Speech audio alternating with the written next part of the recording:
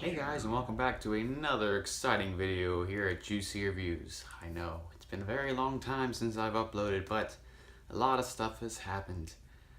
But I'm back. I don't know how long, like my usual videos, but I'm back. And here I am to talk about Captain America Civil War. I know, I am very late to the party. But like I said, stuff happened, and I want to put out this video to you guys because I basically made the ranking slash reviewing videos of the MCU for this movie. So it'd be wrong not to have a review of it. So anyway, let's get down to the movie. Civil War is about Captain America and Iron Man, and they are both colliding because there's this new document out called the Sokovia Accords, where the Avengers, they've been doing some bad stuff. They've been causing a lot of casualties with the work they've done, even though they've been saving people. And the government or the United Nations wants to control heroes, wants them to sign up to on this document, basically registering their name and their identity over to the world government in order to keep them more controlled. Tony Stark wants to do this, he wants to sign on, and he wants to get others to sign on because he feels guilty of the things he's done. But Steve Rogers, not so much. He wants to fight back, and he thinks that his freedoms are, and what the Avengers do, they should be not restricted by government because he has, he's had a pretty bad hand in terms of what the government's been telling him to do in his past. So anyway, it's him and his team versus Iron Man and his team in this movie. And it is a movie that people have been long waiting for, including myself. So, let's get down to the pros and cons. The pros of this movie. For one, great action. Has a lot of great special effects, terrific fight scenes, including the airport scene. From what you've all heard of that airport scene, it is worth the talk. There's not much more I can say, it's just awesome. The other thing, the dialogue in this is really gritty, really grounded, and the Russo brothers, they definitely like to ground their movies instead of making them really comic booky. The acting's good.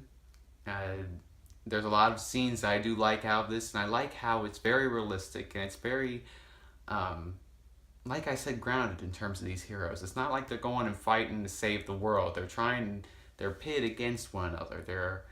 A lot of the situations that they deal with are stuff that I guess we could kind of relate to, even though it's on a more monumental level. It is definitely more controlled than just the entire world being in danger. The Avengers have to go out and fight. It's a lot of stakes are high in this, and that's what I like about it. And it's a very well written movie, very well directed movie. A lot of cinematography in here is really great, and I like how fast paced it is and how it really pulls at the heartstrings towards the end in terms of the conflict between Tony Stark and Captain America. The cons of this would have to be, I would say the first hour of this is slow, and it takes a while to pick up. It's not necessarily boring because the dialogue that's said in it, it's definitely worth it. It's definitely meaningful to our story and our plot here, but it definitely is slow compared to the second half. I'm not the kind of guy who just wants all action. I like dialogue, but it definitely is slow. After that, the second issue is Baron Zemo. The acting by the guy who played him, he was okay. He was fine, but the the role of Baron Zemo, it wasn't as amazing as I thought it'd be. You mainly watch this movie to see Tony Stark and Steve Rogers go at each other, but they like to throw in Baron Zemo every now and then, which feels like there's a bit too many cooks in the kitchen here.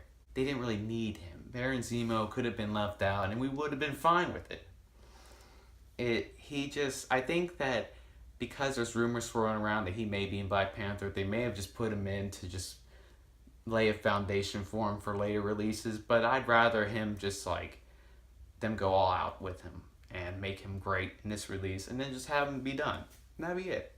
But Baron Zemo was definitely a weak point of this movie. The final issue is just a bunch of nitpicks. A lot of things that felt random were thrown in, like Spider-Man's entry. Even though Spider-Man was great, Tom Holland was fantastic. And even Black Panther, his inclusion in this was awesome. Chadwick Boseman did a great job. But Spider-Man, how he was introduced, felt very random and very thrown in. Tony Stark, all he did was he just went to his house. He's had him there for, he's had him studied for quite a while, but we didn't even know about this. They never alluded to it at all. He just randomly came in whenever he needed him. And that was pretty much it. That it just felt really thrown in. But our nitpicks are not really worth mentioning. Overall, I thought Civil War was a good movie. It wasn't as great as I anticipated it, but it was still a very, very good movie. I really liked it. And I would give it a 92%, which equals an A-, which in turn equals juicy popcorn. Thank you guys for watching, and I'll see you next time.